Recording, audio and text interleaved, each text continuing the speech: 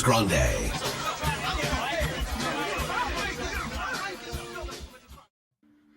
What is going on, everybody? Jon Impemba here with James Grande. Welcome into the Fantasy Time NBA DFS Playbook Show. It is a Monday here, James. It's got an 11-game main slate full of some pretty interesting news that we are waiting on here. A lot of injury news, a lot of status reports.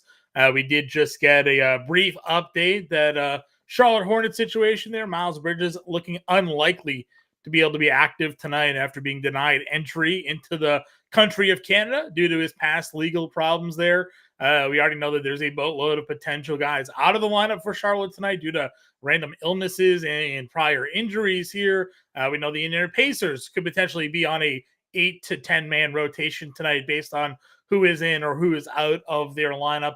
Not to mention all sort of the midday guys that kind of popped up throughout the day here as well. So big slate, a lot of problems that we're hoping to have resolved here soon. Yeah, ongoing problems for Miles Bridges. Those are not slowing down anytime soon. Yeah, I mean, massive names on the injury report today. Joel Embiid, I know he went through shoot around. Tyrese Halliburton, both, and him and Miles Turner both questionable. De'Aaron Fox, he was a full participant in shoot around. LeBron and AD, Anthony Edwards, Killian Hayes, Clint Capella, Gordon Hayward, John Collins. I mean, there is no shortage of big time news that we're waiting for. And like the crazy part is, two of the biggest names we have not talked about all day, probably just because they've just been listed questionable since yesterday, Anthony Davis and LeBron. And we, expectation is they play, but that's 10:30. Like that's imagine they're out and you just have nobody to go to, and you were just like, so it's an interesting slate because despite all those guys being rolled out, there hasn't been a lot of guys ruled, or despite a lot of those guys being on the injury report, there hasn't been a lot of guys ruled out. Right. And you'll see that when we start breaking down the position, when we get under 5K, and we're just kind of like, not really much here. Let's move on, because there's not a lot of concrete value, and there is not a lot of the value that could open up on this slate is also kind of gross. I mean, if everybody's out for Charlotte, right? Now you're going to play these guys by default, but I'll just like pull it up here for everybody. Like if Charlotte is out tonight, right? If Bridges we know is out, and Hayward ends up being out, and Washington ends up being out, you're going to be playing like what? Bouknight, Ish Smith. Nick Smith played a bunch of minutes the other day. Granted, they had guys in that blowout there. Bryce McGowan started. He'd probably be someone you'd have to throw in your lineup.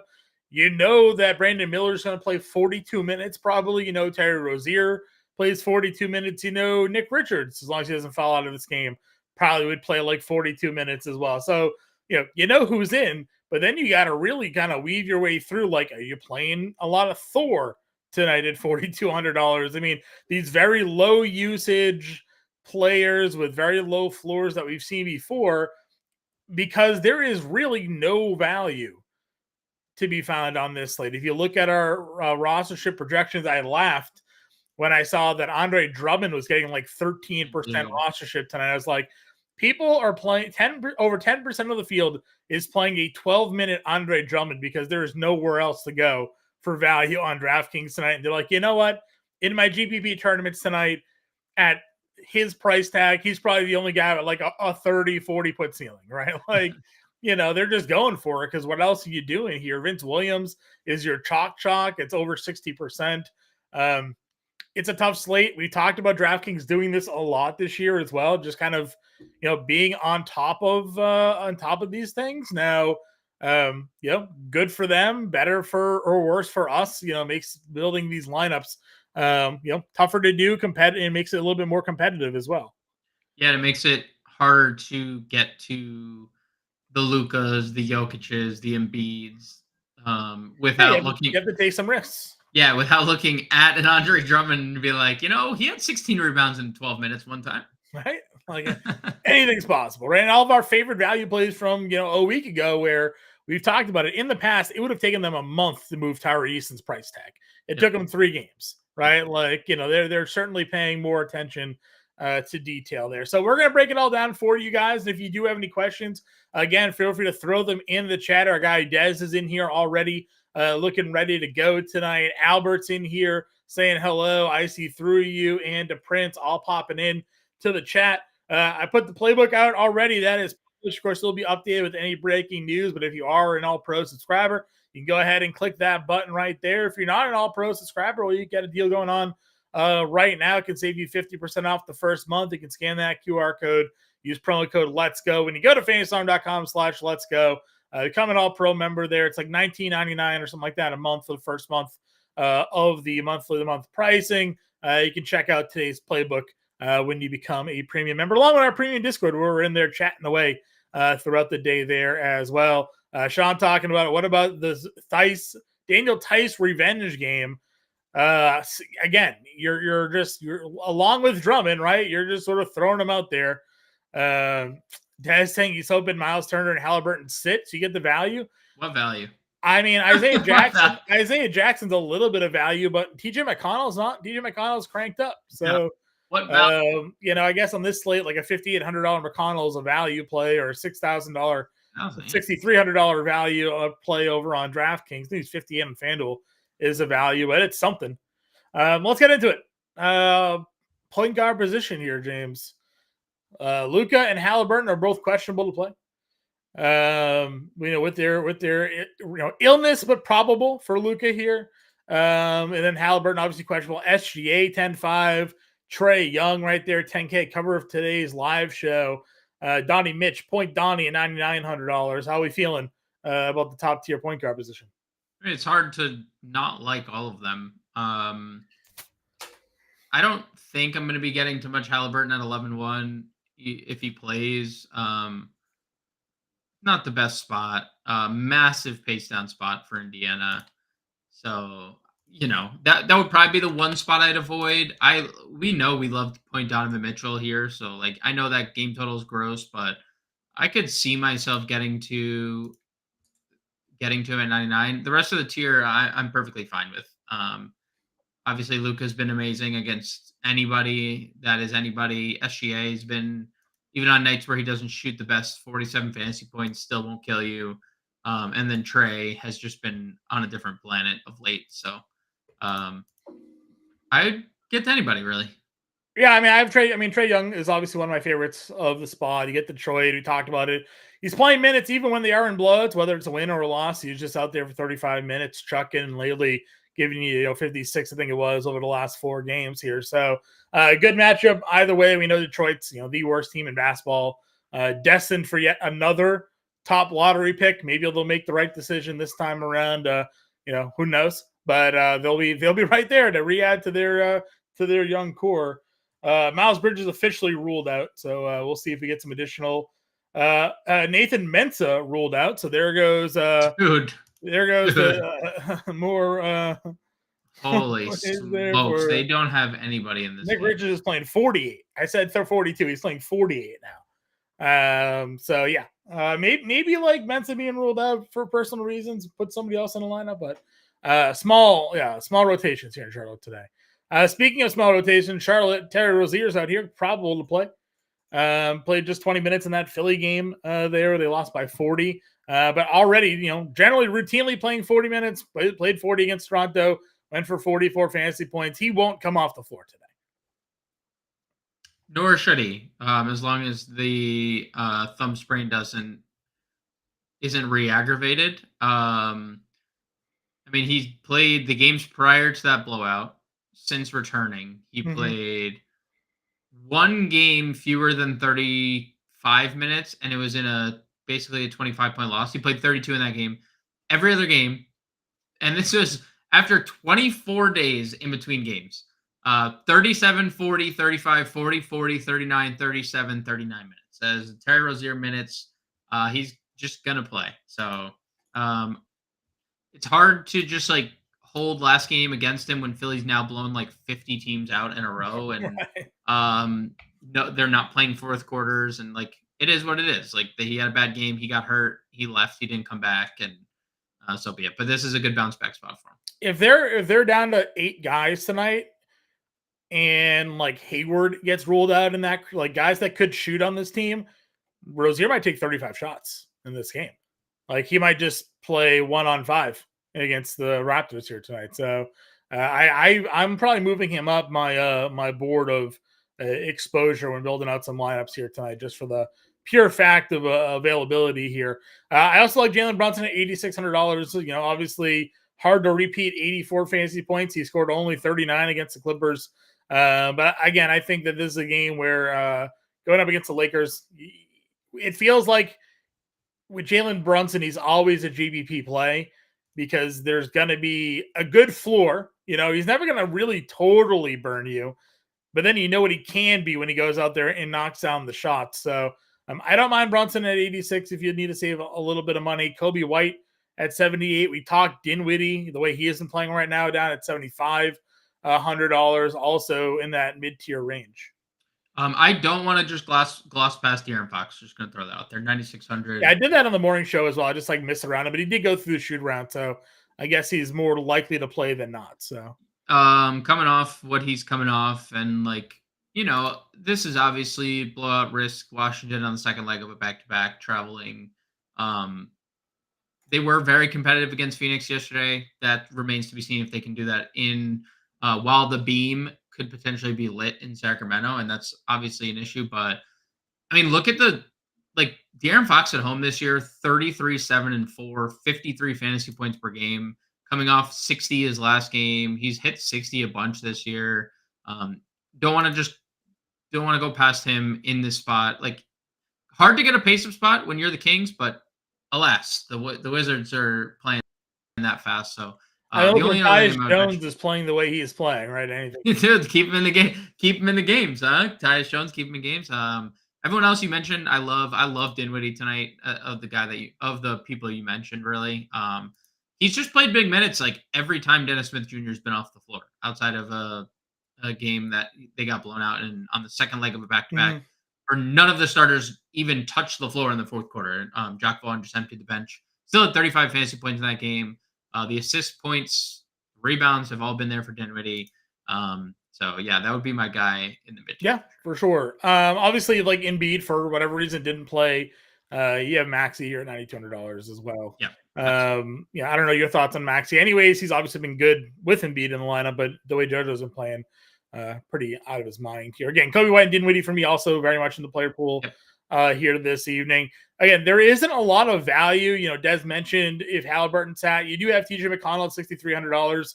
I would definitely have interest in McConnell here if he started again, because we know what kind of player he can be. Even when he comes off the bench, he's an effective player, but he's not free anymore, right? He's $6,300, and I think on FanDuel he's like just under $6K. But for sure, somebody you can get to in your lineup. So, do you have any interest in Schroeder on the other side of that Charlotte matchup?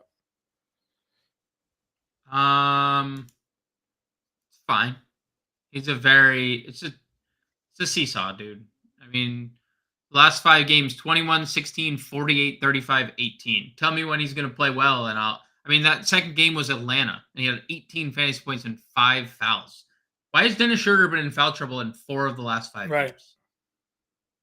I don't know. I mean, it's sure tournaments, but it's very, very, very, very hard to trust. Mm-hmm. I'm with you. Again, it's hard to trust, but you know the matchup is kind of weird. You and I went back and forth a little bit before we went on air about Killian Hayes and Jaden Ivey. Hayes has been starting. Ivey's been getting the blowout run. Detroit gets blown out a lot. So, you know, what is the better play there? Is it the starter in Killian Hayes? Oh boy, Miles Turner out, Halliburton in tonight for the Pacers here. So, if you're looking for that Isaiah Jackson value, come on down because it's here. He's going to probably start at center tonight. You do at least have Halliburton, so that's kind of interesting, right? Yeah, and I think what's going to probably happen, because we had the report earlier that Jarice Walker is in the G League and Oscar Tshiebwe is in the G League as well. I think there's 2 scenarios about backup center too, because Isaiah Jackson, although a great fantasy point per minute guy, super foul happy. we are likely to see Obi Toppin operate as the backup center, which we've seen before, which they could realistically do, but Zubats is a 7-footer. Or you see James Johnson, MMA savant, as your backup center. I think there's those two options. Neither great. Obviously, that would increase the play for Toppin and for Neesmith. Aaron Neesmith overall, because both those guys would benefit from Toppin moving positions. So, like Isaiah Jackson this year with Jalen Smith and Miles Turner off the floor, 1.35 fantasy points. Yeah, he's been a monster. That is, a monster. But again, he is very foul happy. Tyrese Halliburton with those two guys off the floor, 1.5 fantasy points per minute. So, like, you can. I don't love the Halliburton play at 11-1. I do think that's a little. I like it only because I think it gives the Pacers a chance to be competitive, because I like the other side of this game. Correct. So that's a good point. It's a good point. Anyways, back to the Hayes Ivy conversation. Joel Embiid is still officially a game time decision with a hamstring injury. So excited for that news to come through. Now, Hayes himself is obviously on the injury report here, added this afternoon with an illness. So we don't even know if he's going to be active. Obviously, if he's out, full systems go here for Ivy.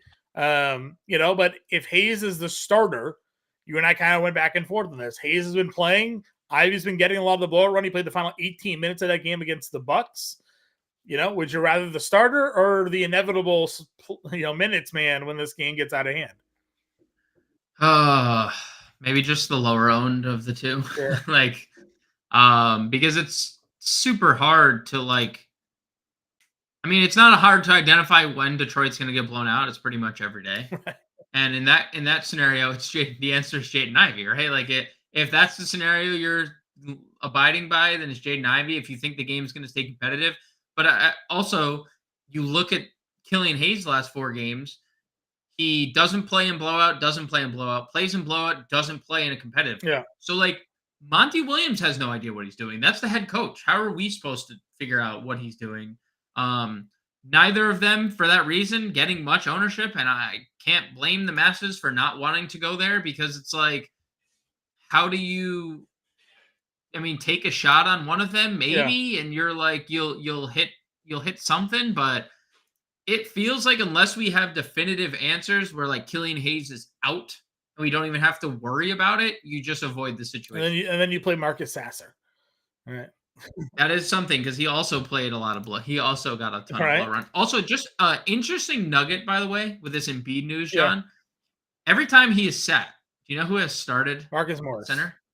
Marcus Morris ruled out. Just throwing that out there. Maybe we'll actually get Paul Reed in the starting lineup, and then Nick Nurse will start Mo Bamba. Can't wait.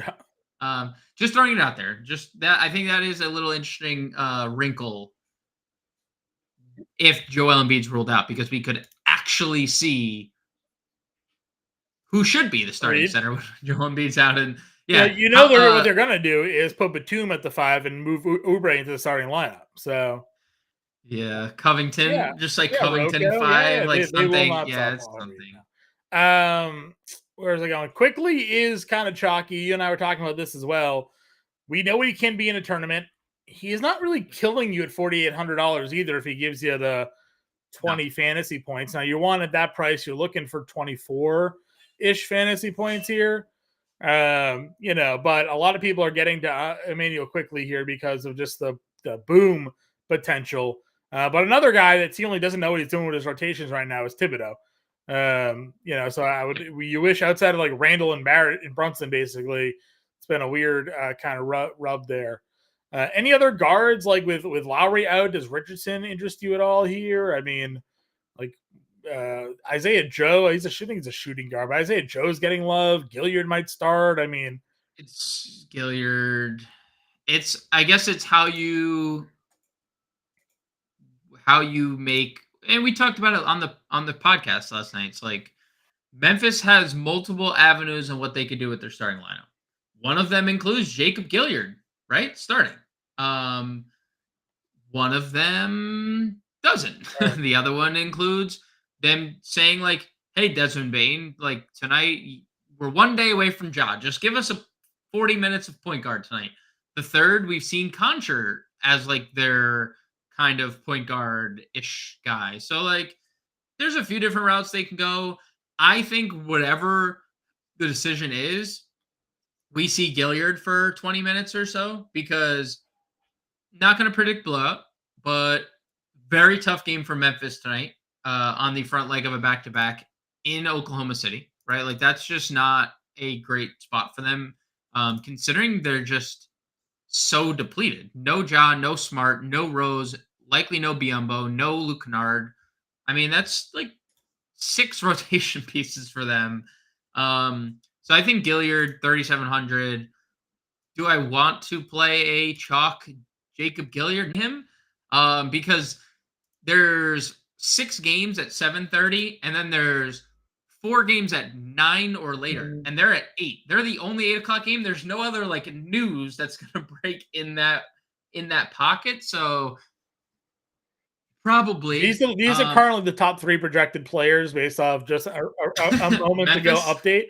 It's Vince Williams, it's Santi Aldama, it's Jacob Gilliard. They're all over 40%. So yeah, it's Memphis, and that just goes to show you nothing has changed since the beginning of the day because the only news that's come out is Charlotte and now the latest and now the Indiana news. Yeah, so like and one of them didn't help the value. One of them erased any value that was Indiana had because they were priced up to begin with.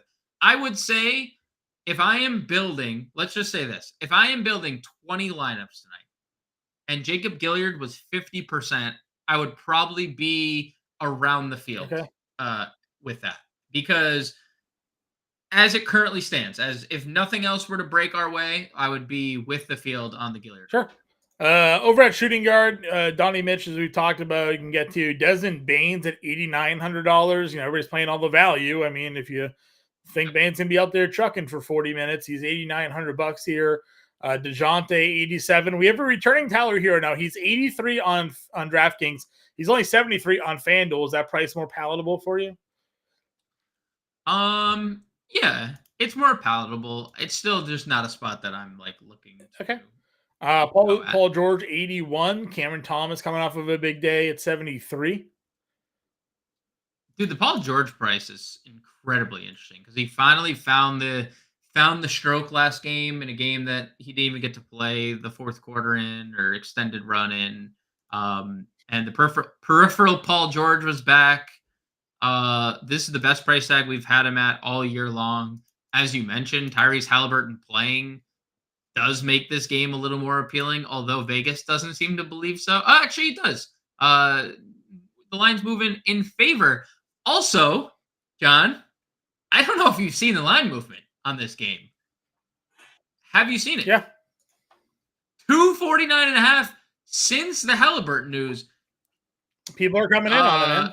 Yeah, it opened at 241. It's now at 249.5. It's moved half a point in favor of Indiana. There's a lot more to like here. You're putting the Clippers, who we already loved. We were talking about it last night, how much we love the Clippers. The cover of both, I think the morning show and the playbook are both Clippers. Yep. Paul George on the morning show, Kawhi Leonard on the cover of the playbook today. So, like, not a secret that we like the Clippers here. It does make it more interesting. It does make it more appealing that this total is moving drastically upward. So, yeah, Paul George, 8,100. One of my favorite plays. I still don't even really know how the Pacers stay competitive in this game, but just made shots. Space the floor, make shots. Yeah, I mean that's like, because I feel like if you match this up talent for talent, the Clippers win, right? Do the Pacers do the Pacers have the best player in this game? Not with current. I don't know if the dude, we have the Terminator back. Like Kawhi has been. Okay. Fair question. Yeah. Maybe like full body of work this year. Halliburton has been better. We also have the IST runner-up in the Indiana Pacers. They also like the Pacers have good wins. Sure. They beat the Bucks twice. You know, they beat the Celtics. They beat the Celtics. Yep. I mean, like they're they're a better team than we expected because they're historically good offensively.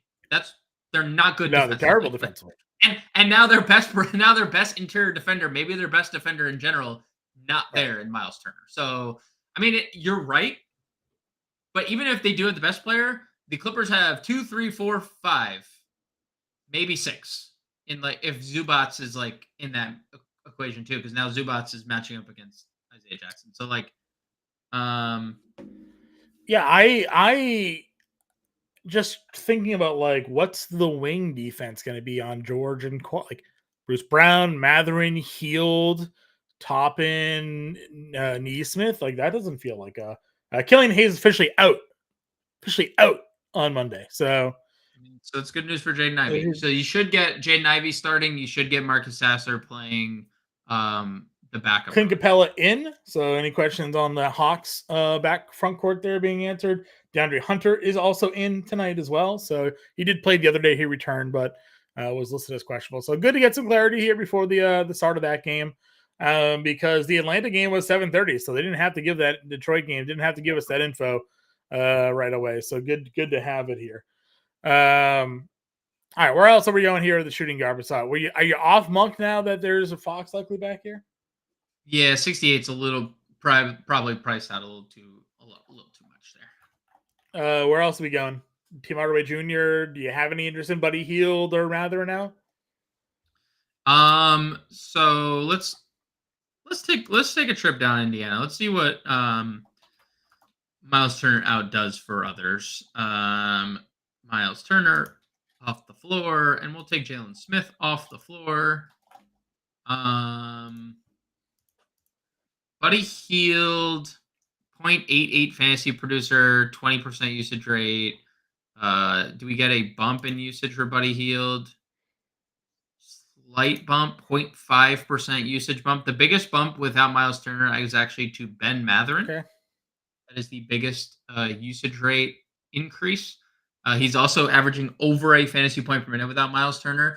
I think that speaks to the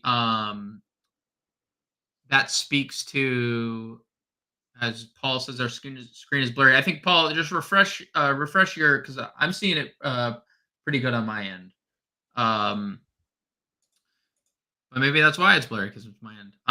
Looks fine on my end. If you guys are having any troubles, anybody else, just type it in the chat and we'll try to figure out what we can do to help y'all here. But I think the Matherin usage bump and like fantasy point per minute output does have to do with Toppin maybe moving to the center at times because they don't have a backup center tonight. It's James Johnson or it's basically Obi Toppin who we saw operate. So Ben Matherin would probably be the guy I'd the answer of which other Indiana guy. It would probably be Matherin for me. Yeah, that's fine. Again, I'm just wondering if there's more minutes to be had for anybody, I guess, potentially with this rotation. Koulibaly is there at 5,900. We do like him. Norm Powell, somebody I'm still in on at $5,100. Does Oubre get any additional run with like Marcus Morris out or anybody? I mean, we just don't know what Oubre's gonna can play because they're blowing people out every game. Like, who's to say he's not playing 30 minutes in these games? He's just, I mean, what if he's closing? I don't know. 5,400 is a pretty good price. If there's no Embiid, I definitely have a little more interest in Oubre for just usage. Sure. Anybody else? We did have a mention of Cam Reddish earlier from Dez. Did you play Cam Reddish tonight? Again, always talking revenge games here. Not a literal shot at 5,100. I don't even think if there's a fire, I think I'll just not play Cam. Like, I don't know. Cam Reddish could be the only one left. Sure. I probably won't play him. You did mention Sasser. He got 17 minutes in back-to-back games in those blowouts, but obviously backup point guard run now available, backup two guard run available potentially there. Alec Burks not really just playing anymore, which doesn't make any sense because he was so good to start the year. I mean, just consistent as heck. And then all of a sudden they're like, yeah, we're done. We're done with Alec Burks. So we'll see what happens with that starting lineup, but we do expect Jaden Ivey now to be back in there. Small forward, you got LeBron. Yeah, we're on small forward now, Des. So we'll talk about Tyrese in here in a minute. Scotty Barnes, Kawhi Leonard, Jimmy Butler, Lauri Markkanen. Like, how you feel about the top tier? Any ones you're like for sure locking in tonight, James?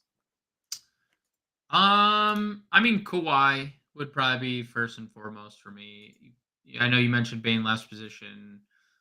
this Charlotte-Toronto game, I don't know what to make of because obviously there's a chance Toronto's just playing essentially the Charlotte like G League team, G League like second, third string guys like plus Terry Rozier and Brandon Miller. So obviously Barnes could have his way in really any capacity he wanted to if PJ Washington and Hayward were rolled out as well. LeBron's fine, 10-3. This is the most expensive he's been all year. Only second time all year he's been over 10K. So like, if you want to get to any of these guys, you can. I'm completely off. I mean, we know the Jimmy Minnesota story with like the third unit or whatever, but this isn't in Minnesota. I also don't care about narratives. So if you want to play it, you can. But Bam and Tyler Hero being back definitely doesn't help Jimmy. No. It's just Kawhi for me in this tier. Like, and Markkanen should see 30 plus minutes here. Another situation where like he's been limited the first game. They got absolutely demolished in the Sacramento game where they were down 30. And yeah, he played. It only looks like it was a 21-point loss, but that's that game was a rout. Who's to say he doesn't play 32 minutes in that game? So, Markkanen's fine, but it's really all roads lead back to the Clippers guys. Yeah, agreed. Leonard and George here. As long as you ever want to know our Triple J love, we always like Triple J. Always going to be a tournament play. You get Desmond Bain back, so maybe not as many shot attempts as he had the previous 2 games when he went nutty, but certainly they're going to be down some guys. And if Bain's playing point guard, could be leading to just a bunch of assists to Triple J on this slate against the Thunder here today. So, yeah, not a bad play. More small forward talk here, though. Obviously, Gordon Hayward, if he's in, will certainly have some exposure to. Brendan Miller, I think, at this point, feels pretty locked in, even at a $6,800 price tag. If they're just down all those guys, like he should have a ceiling shot attempt game. I like Bojan at $6,700 here as well. We've talked THJ. Tyree Easton's all the way down here at 6K. He is expected to play today. Probable. Played 30 minutes. He had 2 games of 27 when he broke the slate, going for nearly 10x. Even at these 2 price points and in production, he's been pretty good overall. Need about 30 fantasy points from him tonight to get you the 5x return. How do you feel about him going up against Cleveland here tonight, James? I'm very on the fence about Tyrese at 6K.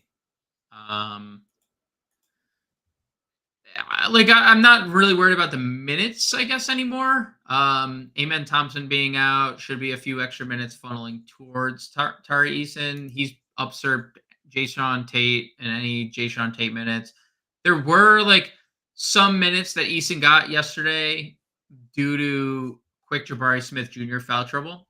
So I'm not saying he's not going to play high 20s, but 30 again if Triple J and Şengün were to stay out of trouble seems maybe unlikely on a back-to-back, considering the only other back-to-back he played 21 in the front leg and then 17 in the back leg. And again, doesn't seem like those same minutes restrictions are obviously on Tari Eason, considering he did play 30 minutes yesterday. But that is messing with me a little bit, that 1, there was foul trouble that he benefited from early in that game, and 2, he played 4 less minutes on the second leg and the only other back-to-back. Yeah, for sure. I'm very curious to see how they handle him on the back-to-back, but I'm loving the recent run. And we know that he's a fantasy point per minute freak. So, we were talking about it. This 11-6, he basically had in the first rotation, and then he didn't really do too much in the second half of that game there. But with Cleveland, obviously no Evan Mobley. They're throwing Niang and Dean Wade and Okoro at you like that. That feels a lot like a second unit run for Tyree Easton out there, just dominating. So I'm in on Tyree Easton here tonight, Des, for sure. Personally, where else are we going? I mentioned Koulibaly, Norm Powell already. Do you trust Dylan Brooks, who's had back-to-back really good games here? Derrick Jones Jr., somebody that has thrived at times this year. I mean, where are we going next, man? Well, I'm laughing because you put Dylan Brooks and trust in the same sentence. I can trust him to get in foul trouble. That's about it. I just want to point this out. Our good buddy, S. Mitchell 17, as some know him as. Some would know him as the Underdog King. Others would know him as Sean. Put in our Fantasy Alarm Discord, which you guys should all be a part of right now. Nick Nurse said that Joel Embiid's hamstring tightness popped up after today's shoot-around. for what that's worth, because he went through shoot around and we had that report. We did not get the report that the tightness popped up after, I believe. So that is worth mentioning.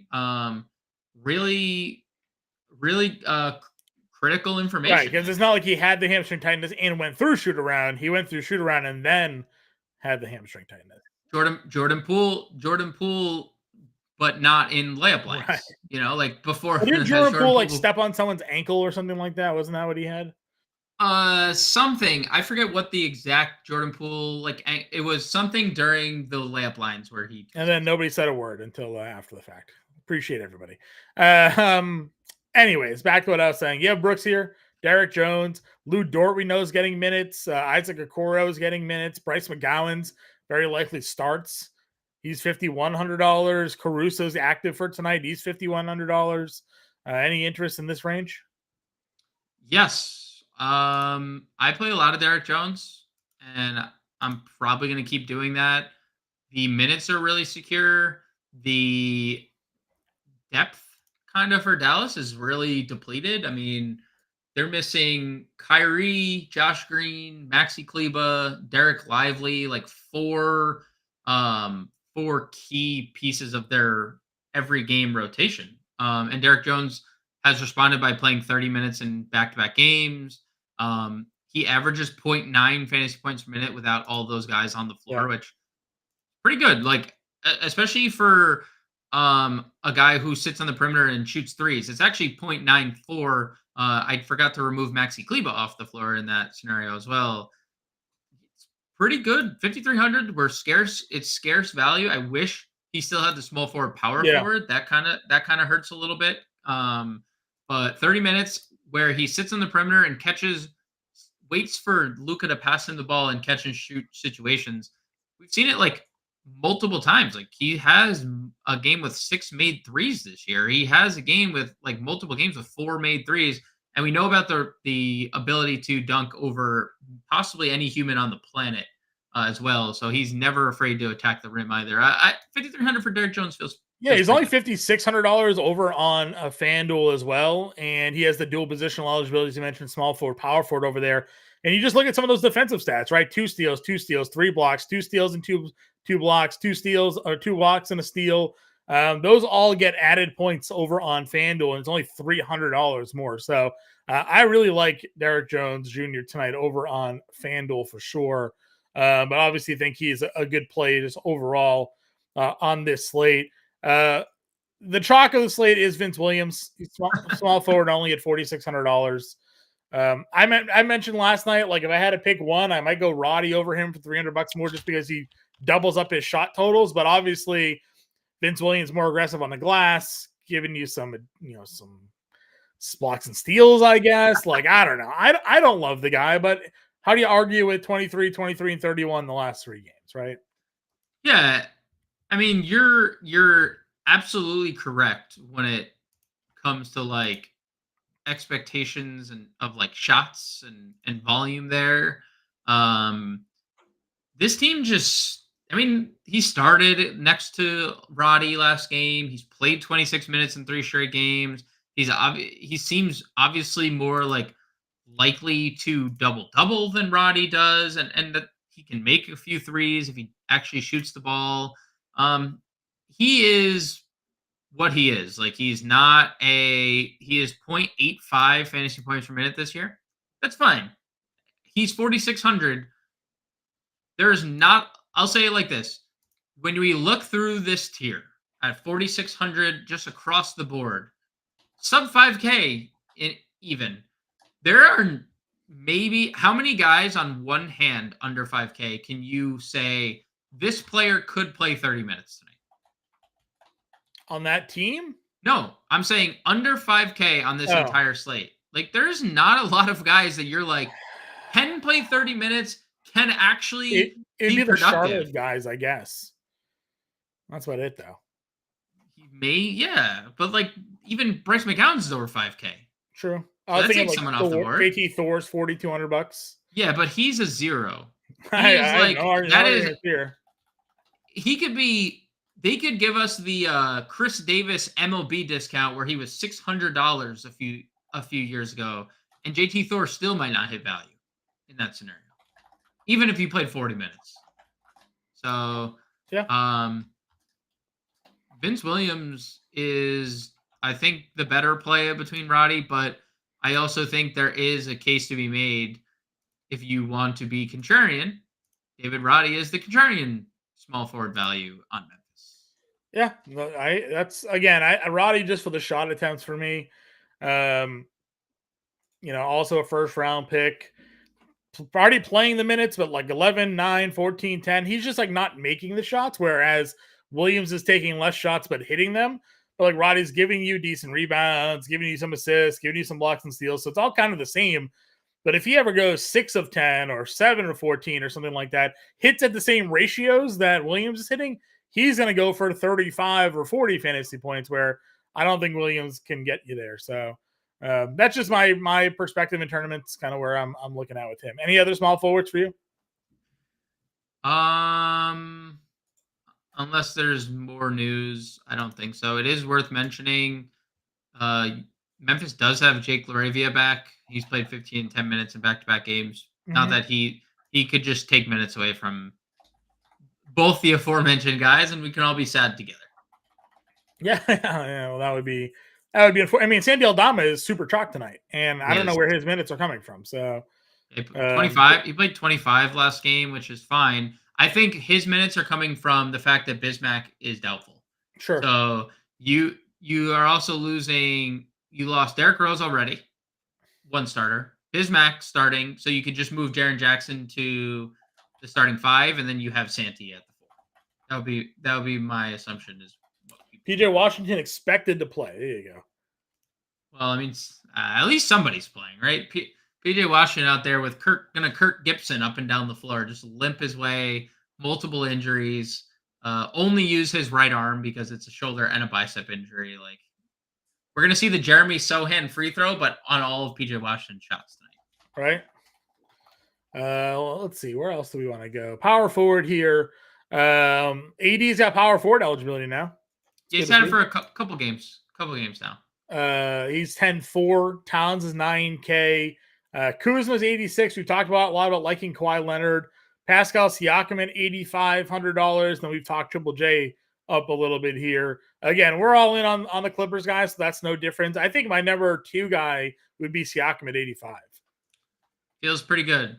We just need the peripherals from Siakam because scoring hasn't been really an issue. When we get the peripherals, we get the 50 bomb. When we don't, we get 38 fantasy points, and that's not going to do it at 85. I agree. Anywhere else here in this top range? Can't play Keegan despite the big game with De'Aaron Fox likely to return. Sadiq Bey 66 is a no thanks with everyone returning. The minutes should still be there, but meh. Jabari maybe. I mean, even he got through a game with foul trouble 20 minutes. Got the scoring up. Got the rebounds went down. Sure. Of course. Where does Washington now rank for you on this slate? On he's $5,900. It's a good price. Good price, and should play a whole lot of minutes.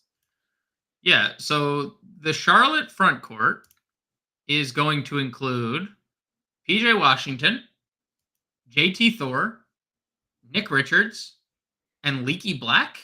Right. Those are the 4. Is Leaky Black with the team? Yeah, he's recalled. So that's their front court. So maybe you can get away with Hayward at the 4 if he plays, right? It's got PJ Washington. If the problem is that what if the shoulder doesn't let him shoot the basketball, and they're just PJ, you need to get out there because we need 8 guys. We need to field the team. $5,900 is a good price. I'm okay getting to PJ Washington sub 6K with nobody active for. Yeah, I mean $3,400 here for him if he's the final way to some minutes here, but Washington's gonna have to be out there. If he's not good to go, I don't think they would stop. They would put him on the floor. So it's a price where it's obviously not even the best matchup. Obviously having to deal with Barnes and Siakam, but you gotta kind of put him out there. Naz Reid 61. We've talked a lot about Naz Reid lately. I mean, guy is just going off. He's probably a little too much for me in this spot against Miami. But he hat tip to Naz Reid for being so good. Sure. Is there anybody that you would play over PJ Washington in this range? Santi Aldama, probably. Okay. If he's in the starting lineup. You think they start Triple J at the 5 and Aldama at the 4? Yeah. Yeah, I just don't know what else they do. They cut Kenneth Lofton. Yeah, which is weird. MVP of like the G League, wasn't he?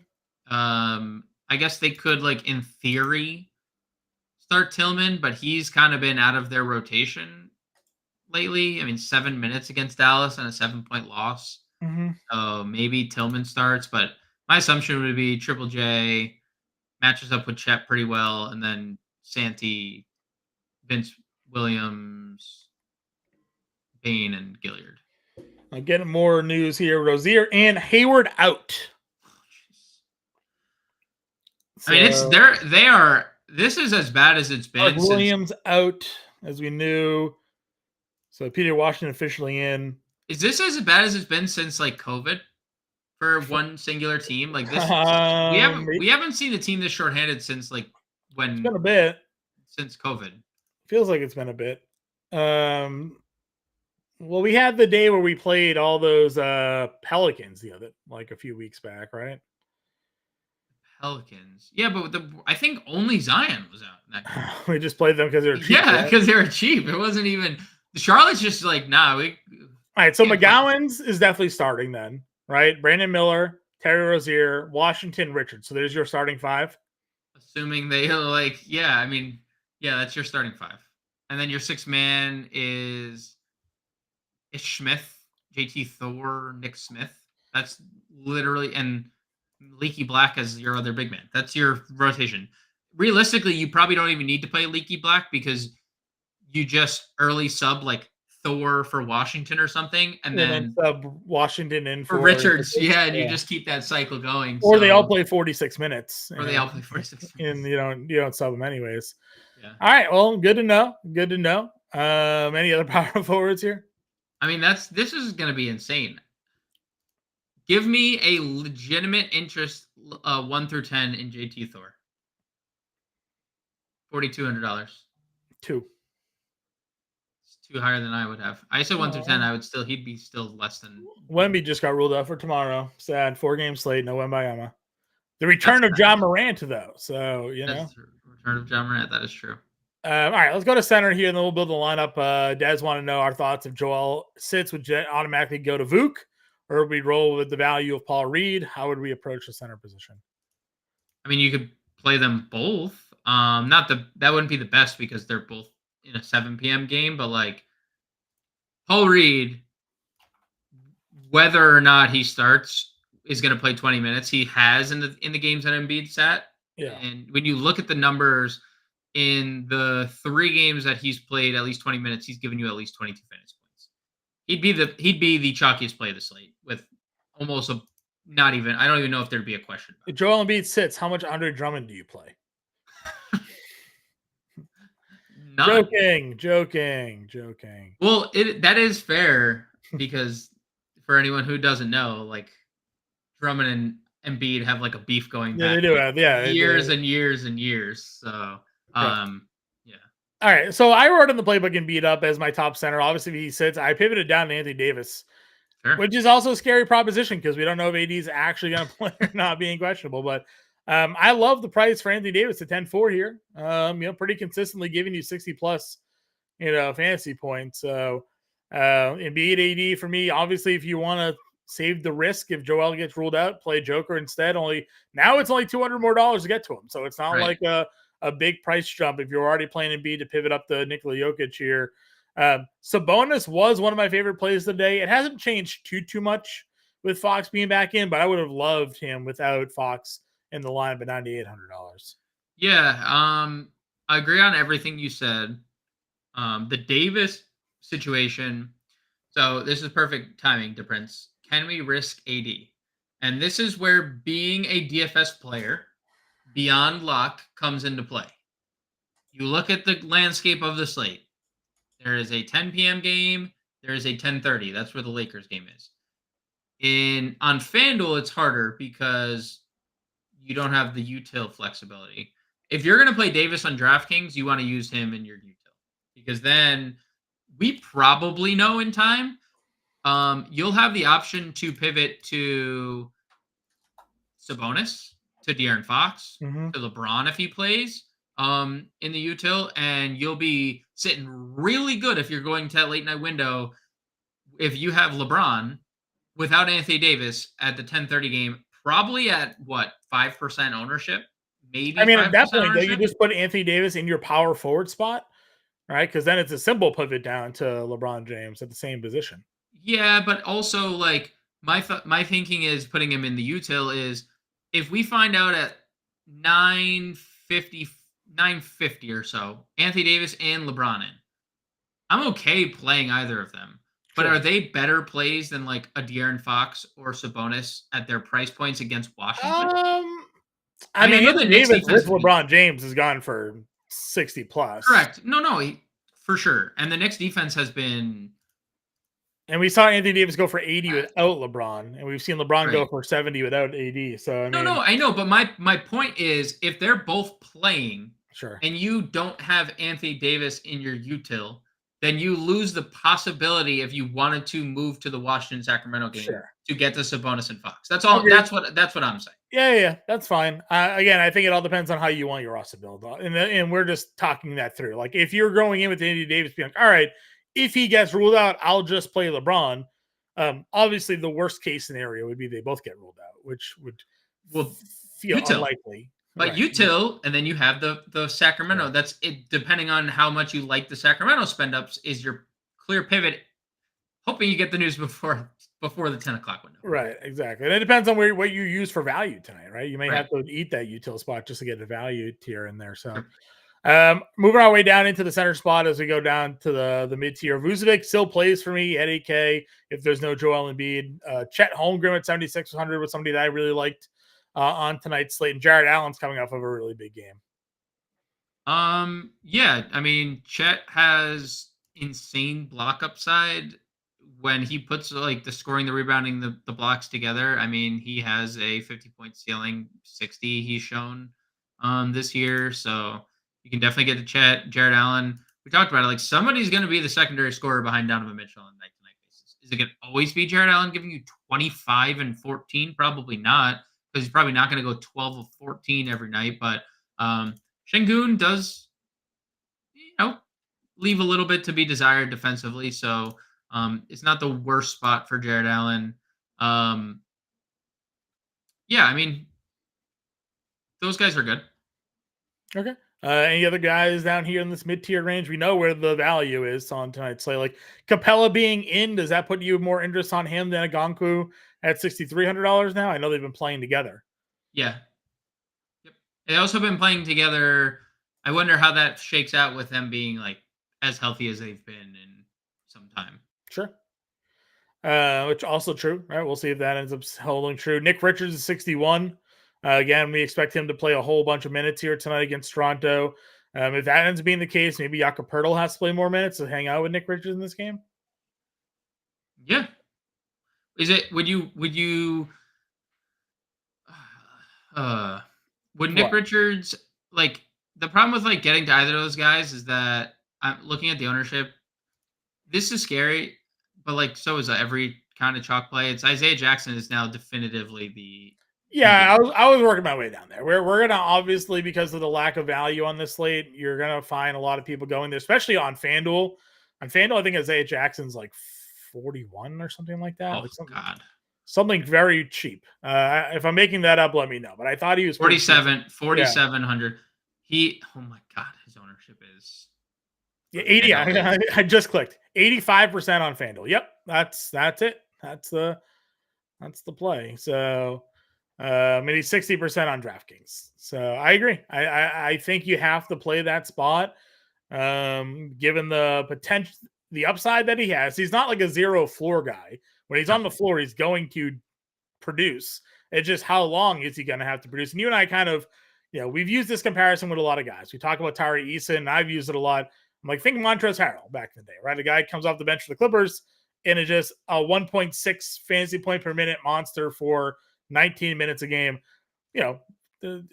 Isaiah Jackson's basically been that guy when he comes off the bench. And now if you give him starter minutes, I mean, who's to say he can't go for 40 fantasy points tonight if he can stay out of foul trouble? If is the big word, because you look at his fouls and he's giving you 3 or 4 fouls while playing 19 minutes a night. So, you need him to, stay off the hands. Now, is Zubac going to put him in foul trouble? Is Daniel Tice going to put him in foul trouble? I don't know. But I do like Isaiah Jackson here in general. It is incredibly interesting center because Isaiah Jackson is 5K. Marvin Bagley is going to start for $100 cheaper. Sucks. He is not the best. He is in a very good spot. He also had 22 and 11 against Atlanta earlier in the year, for what that's worth. Yeah. So he's now half the ownership of Isaiah Jackson. You talking about pivoting down? I'm just floating the facts in front of me. Sure. Not actually pivoting, but like floating the facts. You messaged me earlier and you were like, Richaun Holmes 3K, and I don't want to play Richaun Holmes 3K, but 10% of the field is looking at it like, man, I can't really figure out another way to find value. So like, it's one of those we situations. won't know, unfortunately, but like if Richaun Holmes is ruled in with Lively out, there's a chance they start Holmes. They had started Dwight Powell the other day, but that's because Holmes was out of the game in that one. So, just something to look at, right? Like, he hasn't been great, hasn't been the guy he had been in the past, but Wiseman's $4,100. So Wiseman got a whole bunch of garbage time in that last game, but he's been good 2 games in a row. If you think they get blown out, Wiseman's going to play a lot of minutes, it seems like. So no Durant, no. Now Wiseman's getting early rotation. Yeah. Right? It's just that he also finished that game playing the final 12 or so minutes. So, if that game was more competitive, they may have subbed back in Bagley, and Wiseman wouldn't have played 28. He would have played 18. Definitely more likely to play him on FanDuel, where he is not $5,900. That is, and like Sean said, our boy S. Penny, he does have multi-position eligibility over there, which, or no, he doesn't. He's center only. Sorry. Jackson has the power forward eligibility, of course, which is still. I mean, that's why he's Isaiah Jackson. Oh no, he's only power forward on FanDuel. Isaiah Jackson is he? Yeah, only power forward. All right, well, that's interesting. Well, there you go. You can play Isaiah Jackson power forward and get a different center in your lineup. That works out. All right, let's Anthony Edwards in. Yeah, and McDaniels. Let's build a lineup here. All right, ready? Here's the Hornets active players. Okay, you got a list? Yes. They have 1, 2, 3, 4, 5, 6, 7. Wait, 1. All right. I'm just gonna read the players. Active players: Terry Rozier, Bryce McGowens, Brandon Miller, PJ Washington, Nick Richards, Ish Smith, JT Thor, Nick Smith Jr., Leaky Black, and James Bouknight. So 2, 4, 6, 8. So they have 10 active players. And they're all guards.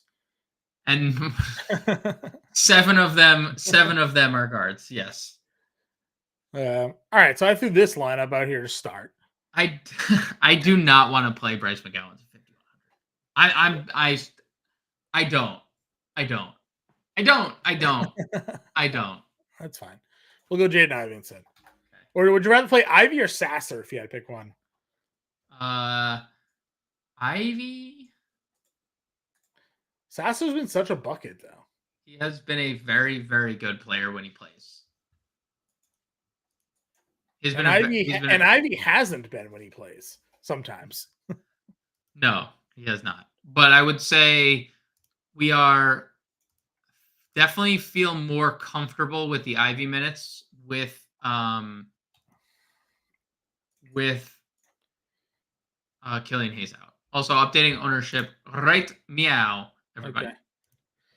All right, so I got Ivy, Rozier, Miller, Washington, Jackson. We got 6,100. Let's get our Clippers in here, if we can even fit them all in here. So George, Probably can't do them both. No, I probably can't play both. Would you rather get rid of Rozier and play Leonard? Because that will fit. 250 total in that game.